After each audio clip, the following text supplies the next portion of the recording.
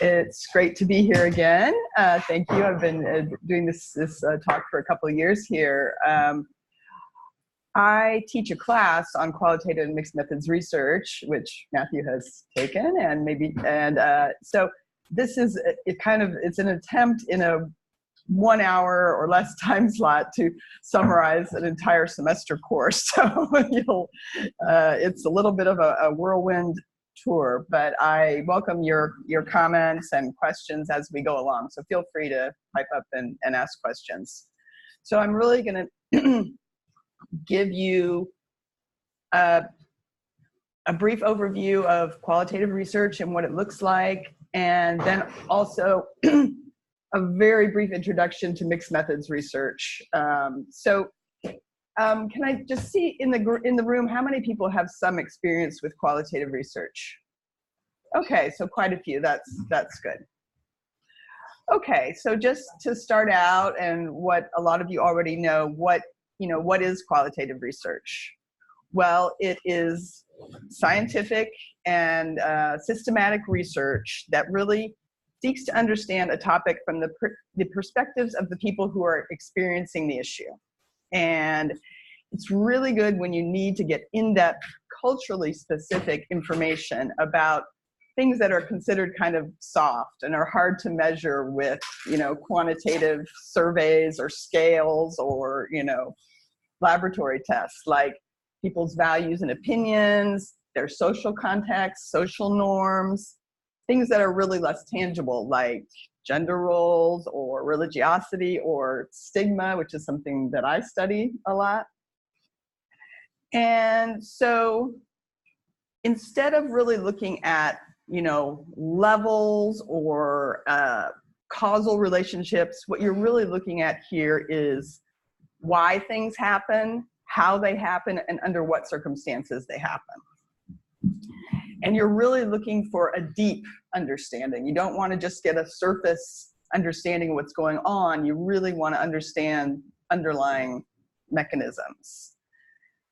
And you really try to look at things holistically. You're not looking at something in isolation. You're looking at what people experience within their social context, within their economic context, and everything that's going on.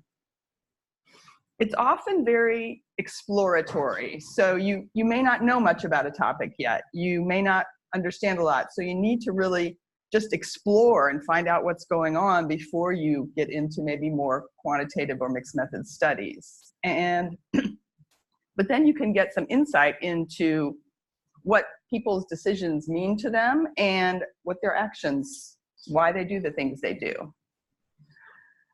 The methods are often very interpretive and open-ended, and we'll talk more about that. The designs for these studies are also often iterative rather than fixed. So we're used to studies, like randomized controlled trials when everything is like laid out from the very beginning. Here you actually often modify the design of your study as you're going along, which feels very, uncomfortable for people who are used to quantitative research. So that, yes, it's emergent rather than pre-structured. And we really consider the people that we interview or who in our focus groups as really active participants in creating knowledge together with us instead of just subjects of our research that we're studying. And we also recognize in qualitative research that the investigator and the interviewers and the people who are collecting data are really an important part of the research process. It's again, not just that they're kind of blinded robots that are collecting this information, but that actually their experience, knowledge, skills, background actually contributes to the process.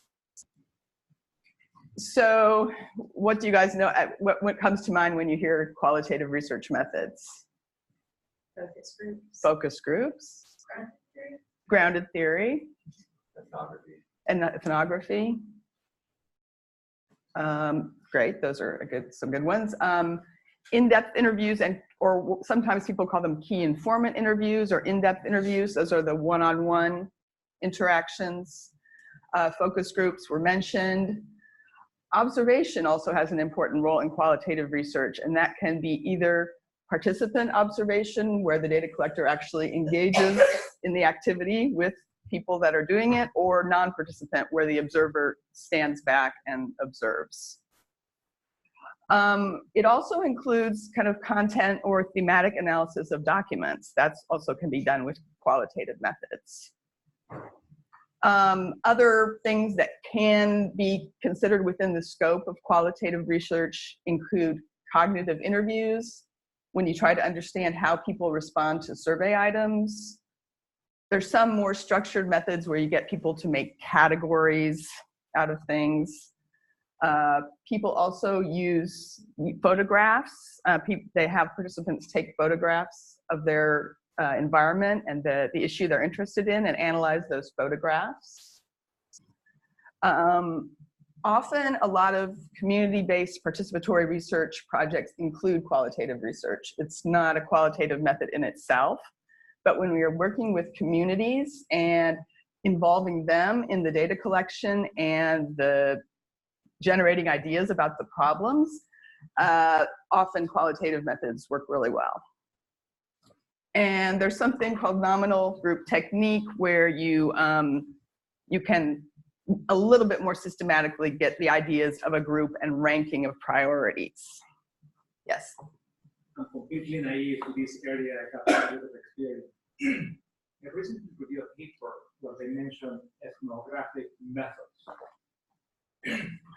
The way how they describe it seemed to touch on several of the things that you are mentioning. Yes. So you may get to touch on this, but when we think about ethnographic method, is that some of these, or is it a different scope, or is it a different language for the same type of methodology? Yeah. This is completely ignorant on my part. Thank you. No, that's a good point. So ethnography, comes from the tradition of anthropology, and it usually refers to a little bit more in-depth, intensive, immersion kind of studies. They often include many of these different techniques. So people who do ethnography would often, they will do interviews, they will do a lot of observation. They may do a lot of these different things, but usually they would become immersed in a culture, a community, a group for a long period of time and use a lot of these methods to get really an in-depth cultural understanding of what's going on. So yeah, that's another term that you will hear. These are sort of very specific techniques. And so what do we get when we do, what kind of data do we get when we do these qualitative methods? Most of the analysis is based on text. So we do the interviews, we do the focus groups, we record them and then get transcriptions. And then we have the written transcript of the interview or the focus group. We also would have notes and memos written by the researchers while they're doing the data collection. You may also work with audio data. Some researchers, work directly with the recordings and don't transcribe them because they are really interested in tone of voice and things like that. And then again, you can work with visual data. So you can analyze videos, photographs, social media, Facebook pages. I mean, it's getting broader and broader, the things you can analyze. So those are what the data look like. Now, just to, again, contrast qualitative research with quantitative research that we're more, some of us, at least myself initially too, are more used to, that, qualitative is we're talking about looking at words and meaning, and we're trying to understand why people practice certain behaviors and to describe that in depth. Whereas in quantitative, we're looking at numbers and we're trying to find out how many people practice that behavior or try to find some numerical patterns in the data. So very different approaches. So qualitative research is primarily descriptive. You're really trying to describe the phenomena that you're studying. Whereas in quantitative, ultimately, we're trying to predict causal relationships, right? Qualitative is often uses an inductive logic that you you take what you learn from your data collection and the data, and you try to induce theory and meaning from that. Whereas in quantitative research, you might start with a theory or conceptual framework and see how your data fit into that. So it's a bit of a different perspective. In qualitative research, and this often surprises a lot of people, it's hard to get their head around it, but we don't have a hypothesis starting out. On contrary, we try to be extremely open-minded about what we're going to find and be open to learning things that we didn't expect at all. And whereas in a quantitative study, you would want to have your hypotheses laid out beforehand. And if you try to put hypotheses in your qualitative research proposal, people like me are going to criticize you. So, and other people who are on your review committee who don't understand qualitative research will ask you, why don't you have a hypothesis? So you're kind of stuck in the middle, but it's really not required. So in qualitative research, you may have an existing theory or conceptual framework that you want to frame your study around, but really you want to refine and perhaps develop a new theory based on the study qualitative work that you did. Whereas again, quantitative should be based on a theory. The instruments or tools that you use are very different. In qualitative research, you have semi-structured and very open-ended either interview guides, focus group guides, lists of questions that you want to get into, but not a lot of structure. In quantitative, we would use very structured questions with predetermined response categories. The sampling is also very different, and I'll get into that a bit later, but in qualitative research, we usually have pretty small samples. You may do a qualitative study with 10 participants, 10 really in-depth interviews, for example, and that could be a really good qualitative study. And so there's no calculation of power or things like that. It's really about the depth that you can get into. And we'll talk a bit more about that. There are some sort of guidelines for that, and there are certain, and really in the sampling for qualitative, you want to find the people that can give you the best information about the topic that you're interested in. So it's not about getting a random sample or getting a representative sample of all the people in the community. It's about choosing people who can really give you in-depth information about your topic. And there is some attention to maximizing variation in some studies. So you want to make sure that you're not missing important subgroups or viewpoints. But again, it's not a kind of a random sampling. So it's very different than quantitative. The analysis is verbally descriptive and usually non-numerical, whereas in a quantitative study, of course, you would present your numerical descriptions and statistics. And as I mentioned, in a qualitative study, the researcher actually needs to establish a relationship with the participants, not subjects. That you actually need to develop rapport. You need to have them trust you because they're going to open up and tell you all these really intense personal stories. And so you need to have a rapport, and that improves the quality of the data. Whereas maybe in a quantitative study, you might need to be blinded to the conditions and you interact with each person in the same way, supposedly. So those are some of the kind of main distinctions that we can make. Does anybody have any questions or comments? Pretty clear? Yes. I guess in the role of theory in the qualitative approach, in a lot of papers you'll see like we're using a grounded theory approach. Right. But then at the end of the paper you'll see, but this is consistent with such and such social theory. Mm-hmm. So is it really fair to say that you're using a grounded theory approach, or you're approaching something kind of a-theoretically, if you do have training as a social theorist? Yeah, I think it's hard because in the true like purist grounded theory, I mean, you would be like a blank slate, right? You would go in and you would just be totally open. You wouldn't even maybe even have, read the literature on the topic, or you would go in and you would then build a theory totally grounded in your data. And, but I think, yeah, that's not I think really realistic, because we do, we do know the literature, we do know theories. And so, I think it's okay. I think a lot of people do sort of a modified grounded theory approach, and it makes sense, even if you do develop your own theory, to maybe bring it back in the end and compare it with some existing work. So theories, that's my opinion, but I don't know if I'm not the purist. But so quickly, for those of you who have been involved in qualitative research in health topics, I'm assuming, a few of you share what kind of qualitative research you've been involved in?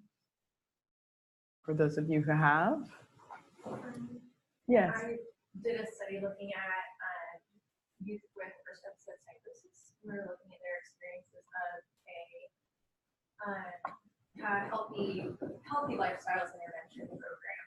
Mm-hmm. After the program had concluded, looking at kind of what the experience actually provided for them. Mm-hmm. Were you doing in-depth interviews with them, one-on-one, or? In-depth and group. And group. Yeah, Focus we groups. did a group interview at the beginning, and then I was there Mm-hmm. for in-depth. Okay, great. Other examples? Yes. Our lab recently did some qualitative research with families of children with pediatric obesity, and sort of got at barriers to treatment and what would be ideal in a behavioral treatment for those families. And then once we used that data to inform improvements to treatment, we then piloted some of the new treatment material via investment. Oh, great. Okay, good. So, others? I think there were a few other hands of people that had done qualitative. Yes, sir. Focus groups for this RDS study with young African Americans, Birmingham, their exposure to HIV. Okay, great. Okay, so you can see that qualitative research is being used more and more in the health sciences. It's really, the value has been recognized, and it really, so you'll come across it and can see that you're already, reading and reviewing articles, which is great. So basically, you can just see some of the sort of strengths of a qualitative approach because it lets you get at more of the complexity of an issue. So, for example, if you wanted to find out about women's reactions to pregnancy. So if you wanted to do a quantitative survey, you could just, have a question that says, if I found out I was pregnant, I would be, and then they'd have to choose one: sad, mad, happy, don't know, or other.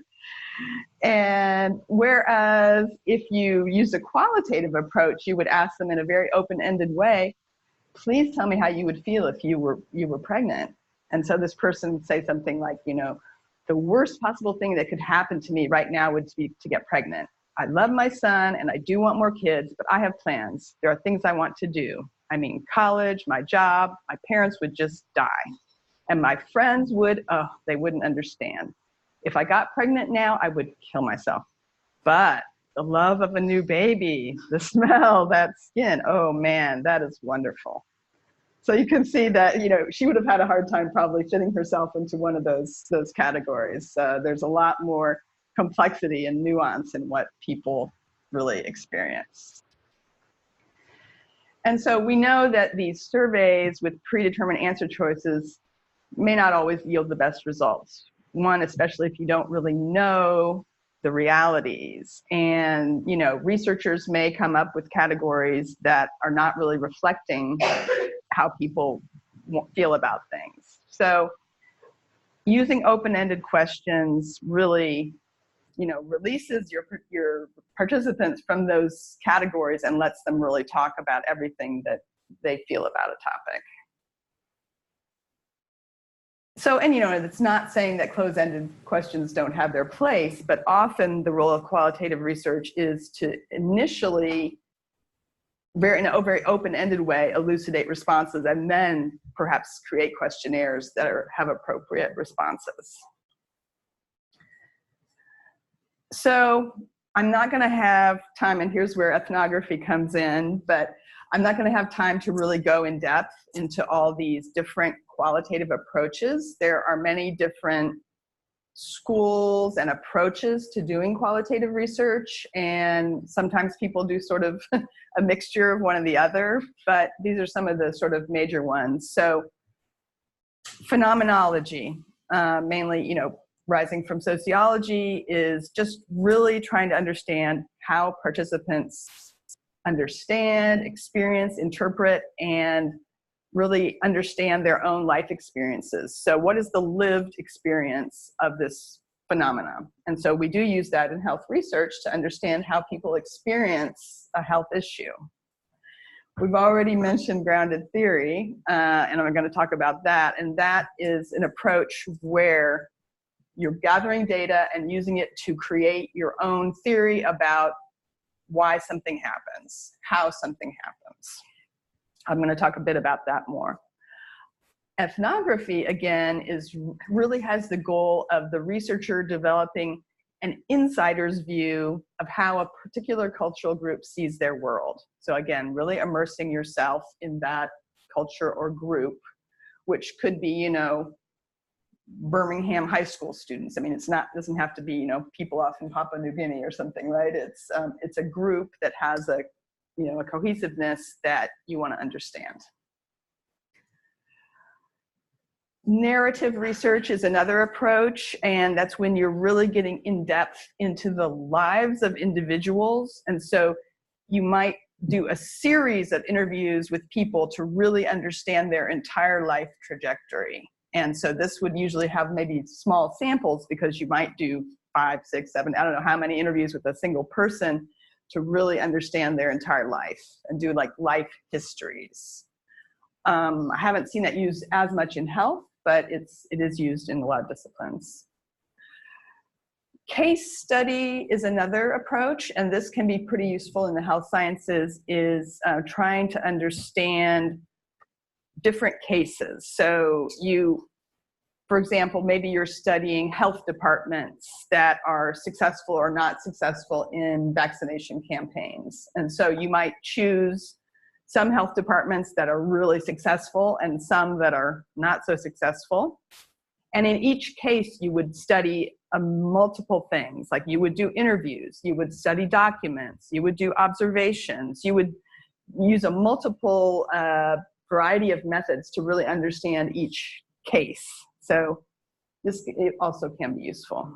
And there's something that's referred to as a framework approach. I haven't heard it. It's used, I think, more in the European literature than US, but this is basically what sort of where you actually, instead of really the real grounded theory approach, this is more where you actually do use existing literature and theory to frame your inquiry. And then you still enrich that with what you learn in your data, but it's a little bit, you use what's already there. So I'm just going to say a few words about two of the sort of major approaches that a lot of people use, and one of them is phenomenology. So you want to get in-depth, reflective description of experiences, and you really want to understand how people live and how they interpret and think about what they do. And so this is usually based on more in-depth interviews, and there's a class here at UAB on phenomenology with Dr. Ivankova that you can take if you're interested in using that approach. And it's often what we do in some of the health sciences research at least has elements of this. So if you were interested in, a study about parents getting HIV tests for their children, your question might be for a phenomenology study is, what are the lived experiences of caregivers who seek HIV tests for their children? So you're really just trying to understand their life perspective. Now, when we talk about grounded theory, which is very, very popular these days, it's really, you're moving beyond description. You don't want to just describe the experiences of these people. You actually want to generate a theory about a process, an action, an interaction. And it involves a lot of very detailed exploration using different methods. And as you're doing the data collection, your interviews, your focus groups, your observations, you're always thinking about how does this contribute to the theory that I'm trying to create? How does this help me understand why and how this process occurs? And so you're really, and this, it's almost always about a process. And you usually gather data from a large, not very large, but a number of participants who have really experienced the process that's being studied. And the methods of grounded theory are actually, if you're, again, like a purist of grounded theory, they have it's very specific and structured methods about how you collect the data, how you do the coding and analysis. Sometimes people who are used to quantitative research like grounded theory because it's very, very structured. So that may be for you or not. So the research question in this case is, what is the process that caregivers go through when deciding to have their children tested for HIV?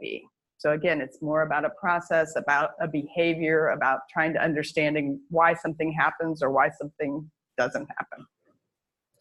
So, if people are interested, I can share articles and books that talk a lot about grounded theory. Yes. Can you go back to the slide? Yes, this one or? No, this one? that one. Yeah. So the beauty of this, as people have been working on qualitative and quantitative research, is not either or, one can inform the other. So for example, part of the quant data before this research question may have been, and again, this is not my area, children are not tested for HIV. For example. Prevalence is that, and so forth, we have to do. So the qualitative component here, which is this research question, will sort of dive into the details and so forth. Exactly. Am I getting this sort of framing? Yes, that's very true. And I'm going to get to talking a little bit about mixed methods designs. But what you're talking about is what we call an explanatory sequential design, when you first get the quantitative and then you want to dig in and explain why that's happening. So that's one of the mixed methods designs you can use, and very, very useful often. So as I mentioned, sometimes in qualitative research, people do use existing theoretical frameworks in the beginning to guide their design, analysis, and interpretation. And that's okay. You just, you be upfront about that, right? So you may use some of the well-known social behavioral, like behavior change theories to guide, what kind of questions you ask and what you code for and how you interpret your data. So things like socioecological model, the health belief model, locus of control, stages of change, intersectionality theory, something that I use in my research a lot. So yeah, it's, that is also fine and a way to do qualitative research, but just to not be only anchored in that perspective, to really be open to other things that people may tell you that may not fit in those theories. And that's actually when it gets interesting. So I mentioned that sampling is different in qualitative research. And again, you really want to select the right people to answer your questions without leaving out people who may confirm or disconfirm your analysis. So you really want to select people who, your issue of interest is likely to be seen, people who have actually experienced this or lived through it. You can have a very short, in-depth interview if you ask someone, okay, have you ever, taken your child to, or have you ever thought about having your child have an HIV test? No. Okay. All right, interview's over. No, I mean, you need to find people that have some experience with the issue. And you need, when you're doing observations, of course, again, you want to have a context where you'll see the issue that you're wanting to study.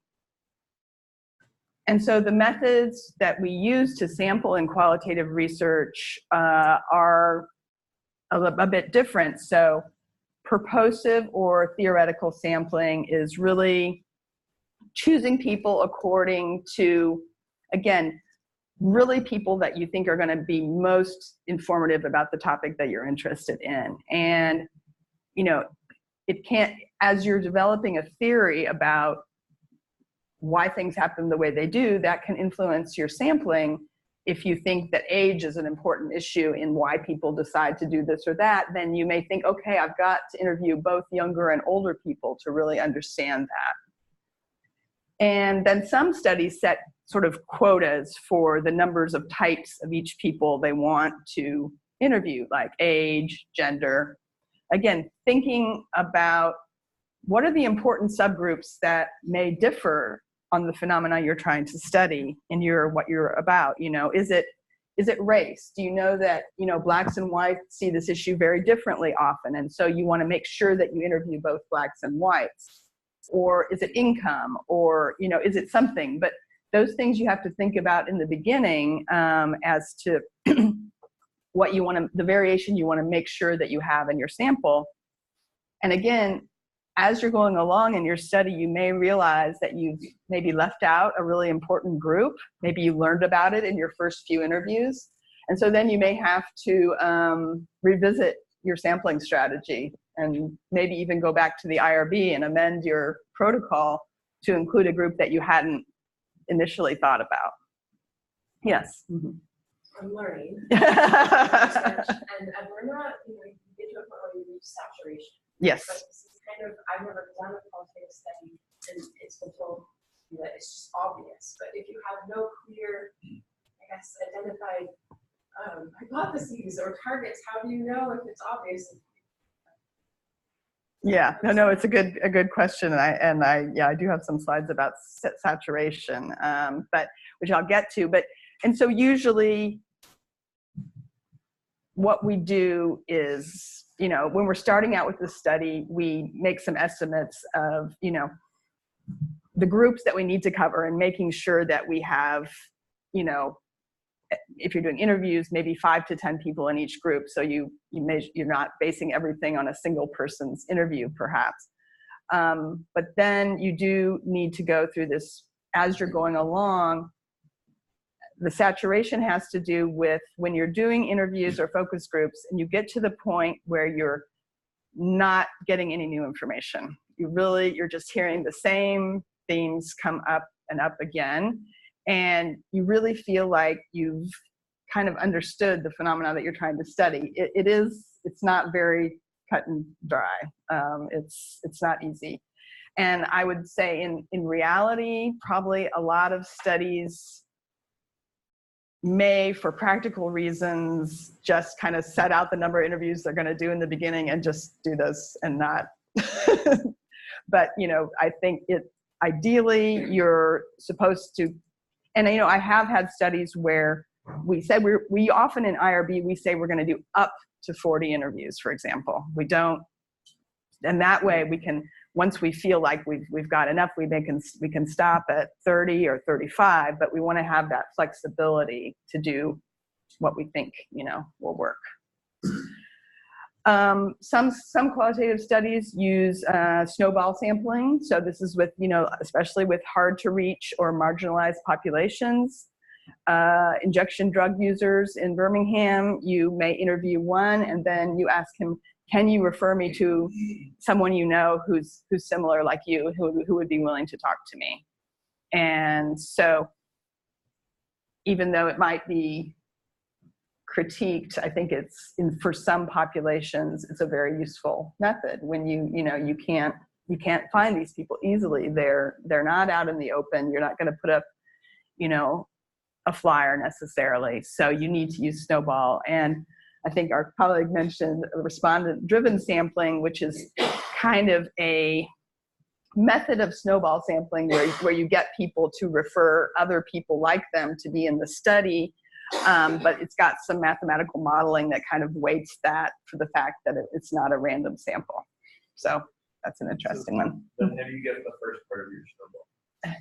Well, the first person, and they call them seeds. So they would have, maybe they would advertise or whatever to get, they made like 5 or 6 seeds, and like each person, and those would be, you know, people that fit whatever criteria, you know, young Black MSM in Birmingham, and then each seed would then be asked to like bring 5 or 6 people, and so they get like a network like that.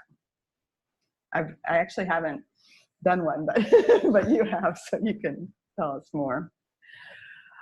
This is just an example of a quota sampling of a study that I did. I do a lot of work in Kenya, and I work with pregnant women and issues around HIV. And so we did a study trying to understand why some pregnant women do not use maternity services in rural Kenya. So women don't go for prenatal care, or don't have their baby in a health facility.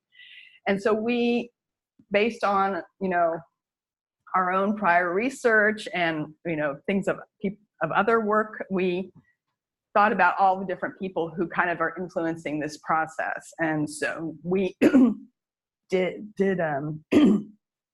interviews with pregnant and postpartum women. We also did interviews with traditional birth attendants, the traditional kind of health workers who did births at home. We interviewed male partners and other family members, and also community health workers. So we're just trying to get everybody's perspective on this issue, and we had 4 different communities, and we did numbers of these in each community. So here was a slide about saturation, and it is, you know, it depends on your method and the research question. It depends on your sampling strategy. But more is not necessarily better in the context of qualitative research. And, you know, and I've seen some studies where they've done like hundreds of in-depth interviews, or, you know, 80 focus groups. And like, I mean, I really question that. One, that's a huge amount of data, you know, that I don't know how you can absorb that. And it's also just probably not necessary to collect that much data.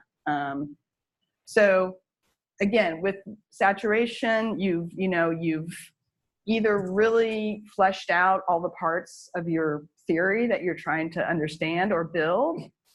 And more commonly, it's sort of understood as informational redundancy again. So you're doing interviews, no new themes are coming out, you really aren't learning much more, and you say, okay, we've time to wrap it up. So the point at which no new information or themes are emerging. So again, going on with our whirlwind tour of this, analysis of qualitative data is also very different than quantitative analysis. And basically what it involves is coding and classifying observations or bits of text and getting major and minor themes from the groups of observations. So basically you have your transcripts, you have your field notes from observations, you have your videos, and you need to, you want to code portions of text or visual or whatever according to codes or themes that are appearing in the data. And so when you've all have seen qualitative papers, they often include quotes, representative quotes, or illustrative quotes from participants and showing in their own words. So that's a really important part of presentation of qualitative results. And so basically, you know, you can imagine, and maybe you've seen from a qualitative project, you end up with a lot of data, pages and pages of transcripts. So, you know, each in-depth interview or focus group might usually last at least an hour and a half. You may have, you know, 40 in-depth interviews, or the one I'm going to talk about later today, if we have time, at 76. And so you just got so much data, which you need to somehow bring to a manageable form to understand it. And so what you do is you come up with you go to your interview guide, you go to the literature, your theory if you're using it, and you figure out what are the major things that we want to find out from this study. What are the major themes or questions we were trying to answer, and come up with some codes to start labeling text in those transcripts according to those codes. And there are different approaches that people use for this. It's, again, not a cut and dry way that everyone would do it. So some people like to code in a lot of very fine detail initially. So they'll label every little theme and sub-theme that comes out as they're reading through the transcripts. And then later they'll kind of lump it into bigger categories or major themes. Other people, splitters, like to start out with like major categories or themes, code for those first, and then go within those later to get all the fine detail. So I kind of like the second approach, but a lot of people like different, approaches. And so I like to sort of go through my transcripts and say, okay, what are the major topics and themes that are coming out? And then I get reports based on those major themes and look within them to see what people actually said about those themes. What are the, and that's really the grounded part of it. Question. Yes. From the perspective of analyzing this data, what would you say are some of the software platforms to do this? Yeah, so there are a couple different software programs, but the one that we now have free for everybody at UAB is NVivo. And so that is the one I will recommend because it is free for everybody, students and faculty at UAB. So, which was just a new development a couple of years ago, which we were so happy about because before we didn't have any qualitative software at UAB. Another program that a lot of people use is Atlas TI, which does similar things, but it's, you would have to pay for it. And another program we use is called Deduce. I don't know if you've used, is that what you use in your project? Yeah, Deduce is kind of cool because it's an online program and it's really easy to collaborate with people across the country and share projects and work together.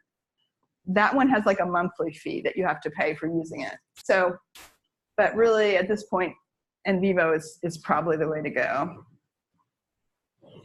And so this is a slide from Dr. Ivankova, who's in the School of Health Professions and Schools of Nursing, who teaches a lot of classes on qualitative and mixed methods here at UAB. She actually is offering a certificate in mixed methods research now. I don't know if you guys have seen that. But anyway, this is her process to like initially read through the data, then divide the text into kind of segments or topics, code those, then kind of reduce overlap and redundancy of codes, and collapse into maybe 5 or 7 major themes at the end. And here is the slide about the software. So again, these software programs are very useful.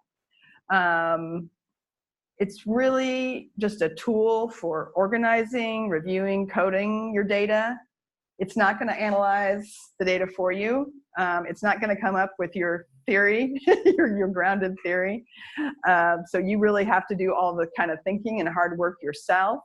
But it's like really helpful for just the process of coding, and then searching and interrogating the database is the best thing. So, if you want to know what across 40 transcripts, what everybody said about condoms, you just do that, do that search on that code and you get all the data on that and a nice report about who said what about condoms, which you can look at separately by men or women or young people or old people. So it's really, a nice tool.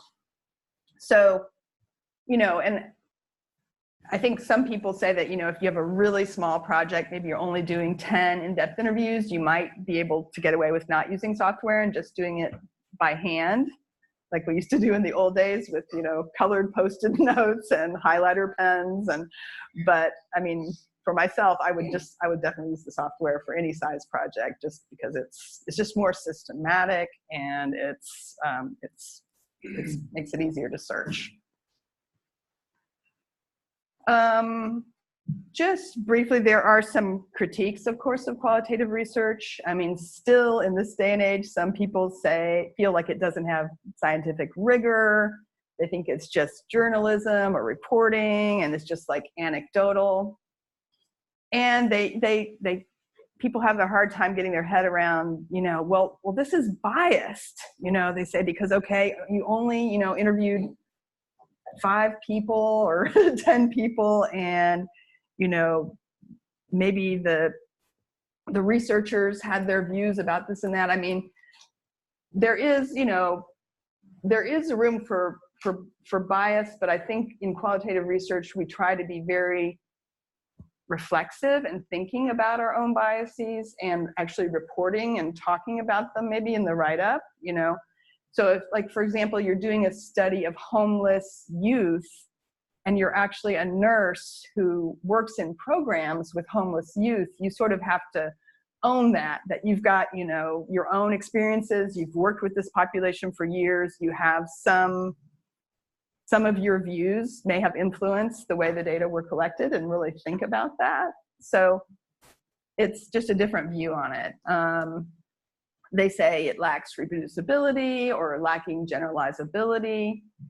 But, you know, qualitative research has sort of different standards in a way. That still, you know, standards, and a lot of rigor needs to be put into the studies. But so there's something we call credibility or truth value. And that's the extent at which you have confidence in the truth of the findings, including an accurate understanding of the context. And so that would be really going back to your population, doing checks, trying to find out whether this really represents their reality. And so maybe after you've done your qualitative study and your coding, you would go back to the community and present these results and say, hey, you guys, does this make sense? Is this really what you're experiencing? What are we missing? And another thing that's really important is dependability. So the research process has to be consistent and carried out with careful attention to the rules and conventions of qualitative methodology.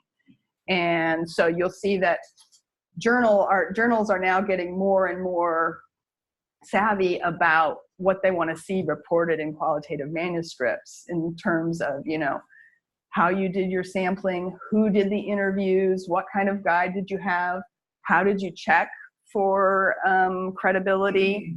All these things need to be included in qualitative manuscripts, and of course built into the process while you were doing it. I have an article, if people are interested, which really kind of lays out those criteria. So if you are going to write a qualitative paper or do a qualitative study, be good to keep those in mind.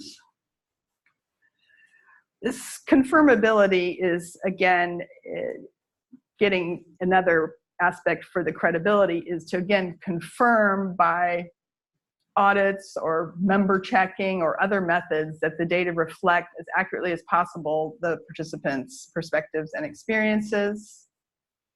And we don't really talk about generalizability, but we sometimes can talk about transferability. So, you know, you may have done a study with breastfeeding, you know, white women breastfeeding in Birmingham, Alabama, in Hoover, Alabama, you know, very specific context. And you really, you know, your results are really from that context and population.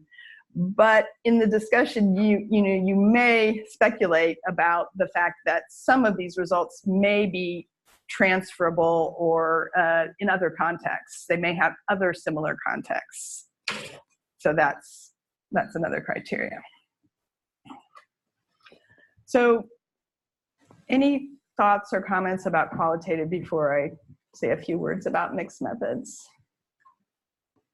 Okay, so just very briefly, because I know probably a lot of you are interested in doing mixed methods research, and it really is, I would say, from in the health sciences, and if you get into like, you know, going for NIH funding or other, you know, big funders, it may be hard to get a pure qualitative study funded, frankly, but mixed method studies are very hot. They, you know, that is just something that, you know, funders and review groups love now because they see the value of combining. So in mixed methods research, you're combining or associating both qualitative and quantitative forms of research. So there are some kind of assumptions, some philosophical assumptions you have to accept that both these types of data are valuable.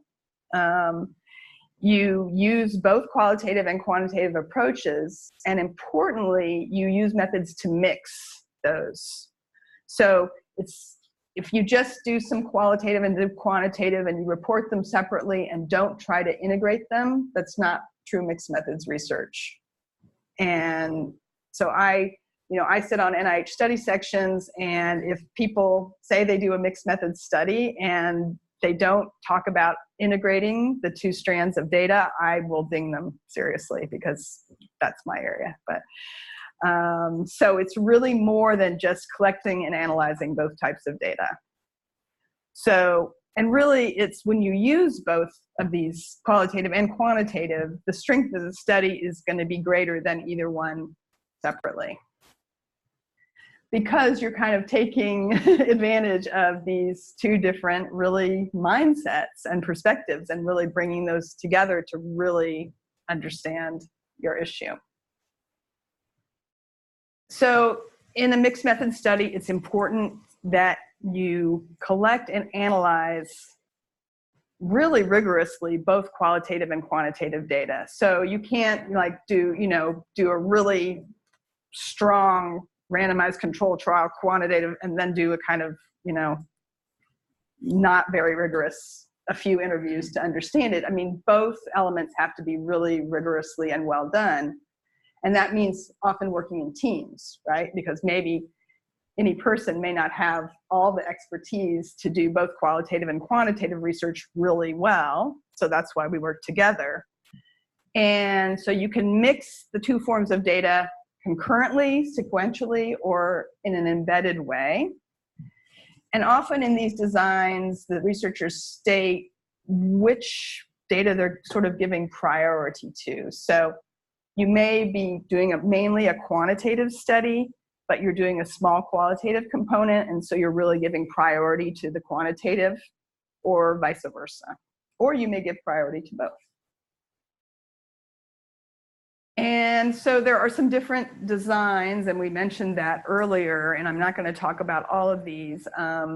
John Cresswell is kind of the guru of mixed methods research in the health sciences. He has many books on mixed methods and qualitative and quantitative research. And sometimes he changes the names of his designs, but these are some of the designs, this kind of the 6 basic designs that he talked about in one of his books. And basically, the design is a plan for the study that includes all phases of the research. And then he might talk about a specific method within each design. So I'm just going to talk about, these are like the 3 basic Designs. This first one is convergent parallel design, or sometimes people call it concurrent parallel design. But anyway, basically around the same time you are collecting both quantitative data, maybe you're doing a survey or other types of quantitative, the same time you're doing your qualitative data collection, focus groups, in-depth interviews, observations, and then you bring those data together, you compare them and relate them, and then interpret accordingly. So they're kind of done in isolation in a way. You maybe thought of the ideas in an integrated way, but in the end, you're just doing that data collection and kind of bringing it together at the end. The other design that was mentioned by our colleague over here is explanatory sequential design. And so in that case, you would do your quantitative data collection first, look at your levels, your odds ratios, whatever. And then you're going to follow that up with qualitative data collection to understand in depth what was happening. Why are those associations there? What's going on? Something's happening in the data that doesn't make sense. So we're going to explore it with qualitative data collection. And then again, we're going to bring them together in the end to interpret the results.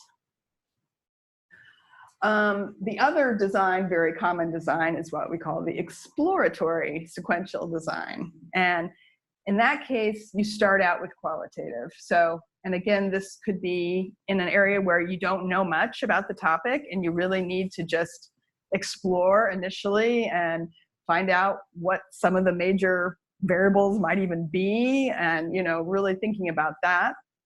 And then you would use those findings to design maybe a questionnaire, maybe an intervention study, something quantitative that you would do. And then again, though, you would bring it together in the end, the qualitative and the quantitative, to try to understand the phenomena. So those are like the three major designs that you will hear people talk about. And if you are proposing a mixed method study in your grant proposal or whatever, I would strongly suggest you name and use one of these designs. And you know, there are a few, if you get Creswell's books, there are more options. And there's some, okay, go ahead. Question about that. From your experience, is there variability in the time frame that it might take all of them, or is there one that maybe more quick? Well, well, I mean, the parallel one is maybe going to be more quick, right? Because you're just doing them both at the same time and then bringing together. If you have, you know, the team to be able to do those simultaneously, whereas, you know, these, you've got to do the one data collection, analyze it, think about how it contributes to the next phase, do the next phase, you know. So, I mean, from explanatory and exploratory, I don't think there's any fixed difference in the amount of time, but, you know, but these sequential designs take more time. Yeah, which. And so there is, yes, I'm curious now, I never thought about these three methods, so this is very helpful in my mind. Given the perspective of people who are working in qualitative research, can I get a little sort of the first, the second, or the third? And if you choose not to, yeah, that's okay too. So the question is, if someone is working on a qualitative study right now, so that was a former question, how would you put into each one of these three results? Which one are you doing? I mean, I've used all three myself, but yeah, but I'm curious about, yeah. I'm writing a grant for a project right now that it's a pilot grant, so I'm just doing a qualitative piece, but I hope that the pilot data that I collect will inform like the second portion of the study, which will probably be more quantitative. Mm-hmm. So this one, yeah, this is probably the most common, I would say, but. What about others? Explanatory. Explanatory. So you have quantitative and now you have qualitative. Mm-hmm. Yeah, there's definitely room for all. I think our lab is doing sort of a combination of the convergent parallel, because in our qualitative we also gather quantitative data. We're using that to inform the new treatment that we're going to pilot, and then follow that up as a quantitative. Okay. Yeah. No, I mean, there are all sorts of sort of interesting variations that you could come up with. And there's something, I mean, he talks about an embedded design, which kind of sounds like at least the first part of what you're talking about, like a quantitative piece that has a qualitative or a quantitative piece embedded in it. Could you talk a little bit about, so you have quantitative survey with open-ended questions and then do a content analysis. Do you need to, how does that fit into design? Do you need to maybe add interviews or focus groups to increase the quality of that analysis? Yeah, well, I mean, yeah, I mean, there is a room for qualitatively analyzing open-ended responses. I feel like it's less satisfying because you don't, in most qualitative methods, you do a lot of probing and in-depth, you know, trying to understanding of what people are saying. Whereas if they're just writing in something, it's like, you know, it's not as rich. So, but I guess that would almost be like a concurrent design. I guess you could talk about that if you actually do. I mean, sometimes people just take those open-ended responses and they turn them into quantitative categories, right? And just do a quantitative analysis of it, essentially. But if you were going to really put those open-ended responses into NVivo, code them for themes, really think about the language and the words and the context of what they're talking about, maybe you could consider it a mixed methods, but it's a little bit. But you say if you did that actual analysis in vivo and you did develop things that use those things to then drive your unstructured interviews, so maybe that would be the next step. Yeah, that could be, exactly. That would be a great way to, yeah, elicit some initial themes that you could do more in-depth research on. Oh, I was just going to say that NIH has, you know, guidance about both qualitative research and best practices for mixed methods research. So again, if you're submitting a grant proposal, you may want to have a look at some of these documents. And just, you know, when you're writing proposals for NIH or other funders, just, you know, again, be aware that not everybody is familiar with qualitative research. And so you may need to, you know, really, you know, most people are more familiar with quantitative methods. They're going to want to see your hypothesis. They're going to want to see your power calculation. And so you need to maybe explain a bit more.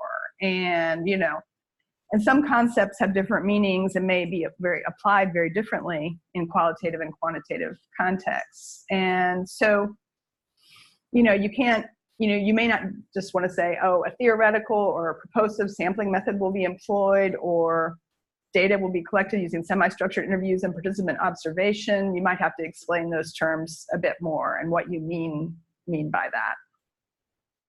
And so define the terms and give specific descriptions of how they're going to be applied in the study. I don't know, are we finishing up now?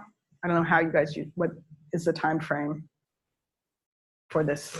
Usually 9:30. Usually 9:30. Maybe I'll, if you guys have time, I'll just go through this one example really quickly from my work, if that's okay. So just to give you an example, this is one of my NIH-funded studies where we have used a mixed methods approach in particular to study. So this is about, the whole study is about studying mechanisms and longitudinal effects of stigma on women's adherence to medication and their HIV outcomes. And we're using the National Women's Interagency HIV Study, which is a longitudinal cohort study of women living with HIV in the United States. It has a site at UAB. And so we have other aims as a 5-year R01 study, but our third aim was to examine the link between what we call intersectional stigma. So that's when people experience stigma around different identities that they have, like their HIV status, their race, their income level, and their gender, and how that experience is related to HIV treatment recommendations and outcomes using mixed methods research. And so in this case, we use the exploratory sequential design, where we started out with qualitative. And just for, if people don't know anything about intersectional stigma, it's really grounded in intersectionality theory, which really tries to look at the intersection of people's different social identities and looks at the effects of living with those multiple identities, which, you know, can often result in additional vulnerability for people, but sometimes can result in opportunities. So, for example, women of color living with HIV may experience racism associated with HIV-related stigma, but they may also experience social support and solidarity from other women of color living with HIV. So again, we're here, it just moves beyond what a lot of people just look at HIV stigma in isolation, or they just look at racism, or they just look at stigma against poor people. And this really tries to have a little bit of a more complex look at that. So also not assuming that these things are just additive, that you just add them up, and it's more complex than that. Some researchers argue that intersectional stigma and intersectionality cannot really be captured with quantitative methods because it's so complex and synergistic that they really think that qualitative research is really the only way to understand it. But that doesn't stop us from trying. So the first part of the study was we started out with qualitative. And this work was led and published by a postdoc who was here in this program a couple of years ago, Whitney Rice, published in Social Science and Medicine. So we started out with in-depth interviews, 76 interviews, which is actually a lot for a qualitative study. I have to say, I think the NIH reviewers forced us to increase the sample size. Again, it's like, when you say, yeah, you're only going to do 40, they're like, that's not enough. So we end up increasing our sample size a bit to please them. But it made it, again, we did have 4 different sites. So we had Birmingham, Alabama, Jackson, Mississippi, San Francisco, and Atlanta. We tried to get variation according to race, African-American, Caucasian, multiracial, Native American, ethnicity. We purposefully included some Hispanic or Latina women because these sites actually didn't have a lot of those, but we wanted to make sure we got their perspectives. Also, we had to purposefully try to get some women who were kind of middle income because almost all women in this cohort are low income. We did have some range in sexuality, some bisexual and lesbian women. And because of the cohort itself is an older cohort, 34 of the women were 50 years or older. So basically we found out a lot of in-depth information about how these women experience intersecting stigmas and getting really a sense of how complex it is. So women did talk a lot about sexism, being judged because they're a woman. They talked about racism, and they talked about being judged because they were poor, along with, of course, HIV-related stigma. But they also talked about stigmas around histories of incarceration, around age, and around body image or body weight. And just to show you how complex this is, here's a quote from one of the women. So all my life, I've always wondered what people discriminated against me for. Is it because I was Black? Is it because I was biracial? I never knew if people were discriminating against me because I was HIV positive, because I was a woman. Honestly, I don't know what. I can't really pinpoint. It's just, I know that something, it's like a gut feeling. Something just didn't feel right. Like somebody insulted me, and later I'm like, what was that for? So it's actually pretty hard for people to disentangle these experiences. And so that's, why it's a very complex topic. But we had, themes around looking at how sexism intersected with HIV stigma. Like the men can do what they do and the women shut their mouths and take it. Women can't do anything about it. That's the whole culture. They downgraded a lot of us women who are prostitutes. They're street girls, so HIV is what they get. Or here's one that brings in aspects of racism, sexism, and HIV. Yes, stigma affects me personally because I'm a woman that's living with HIV and I'm a Black woman too. So I'm just I'm calling out these things. I'm a woman and then a Black woman because these things that's been stigmatized the worst. And then something about poverty, stigma, and HIV. So people just talk down on the poor women. And the rich ones, people are just sorry that it happened. And then people are off to another subject. The poor ones, people are just constantly beating them up. Poor women already feel bad about their HIV status, but they are constantly just being reminded of it. It is a battle. So this was very salient for women, and it was something that affected them in important ways. And so that helped us to, you know, we I would say we tweaked and adapted quantitative measures of these different stigmas to put in our questionnaires that we implemented.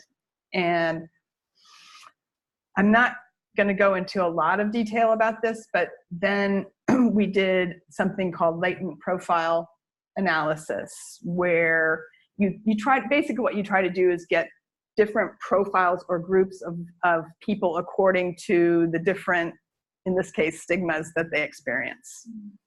So, and then you look at the sort of the outcomes and trajectories of those people that are in those different groups. And so, yeah, I'm not going to go into much detail on that.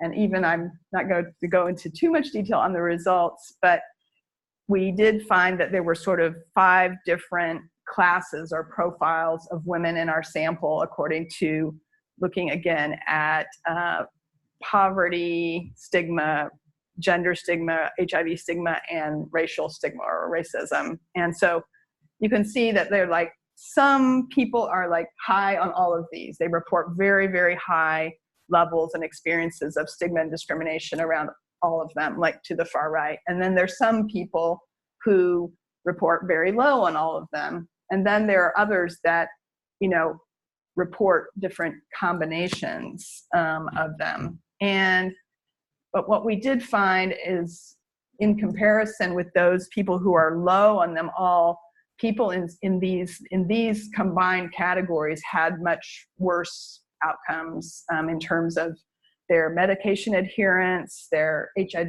visit adherence, and their viral load suppression. We also have results relating to mental health and depression. So again, I'm not going to get into much detail today, but it does seem that there's some value in looking at how these group together in certain people and how it affects their outcomes. So as I mentioned in the mixed method designs, the integration step is really important. So how did we integrate the qualitative and the quantitative data? So again, with those initial qualitative interviews, we use those to really get an in-depth understanding of intersectional stigma and how these women experienced it, and kind of elucidate the different types. And then, so we use that to identify some new constructs and then to make refinements in the questionnaire method measures that we are going to implement. And so now at the end, when we're kind of now at the interpretation stage, we have separate reports of the qualitative findings, an analytical report, which talks about all the themes and sub-themes that came out.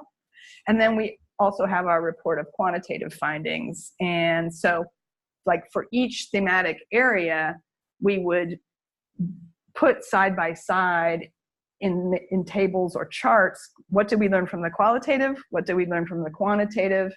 And then what would kind of be the interpretation at the end. So, and we're putting equal weight on the qualitative and the quantitative. But yeah, there's something called joint displays in mixed methods research, where you display the quantitative and qualitative side by side to make ease of trying to bring them together and understand. So yeah, and I have, we have some papers based on this study that I can share with people if they're interested. We're still in the last stages of integration, but in general, I can just say that doing this type of research is complex. It is really kind of demanding and time consuming. I would say especially the coding and analysis part is like, it's so time consuming. You know, any project that you propose, you can double the amount of time you expected to take on coding. It's just, especially, you know, to really do the coding and then think about it, then realize that you need a new code and you have to go back and recode the interviews that you did in the beginning.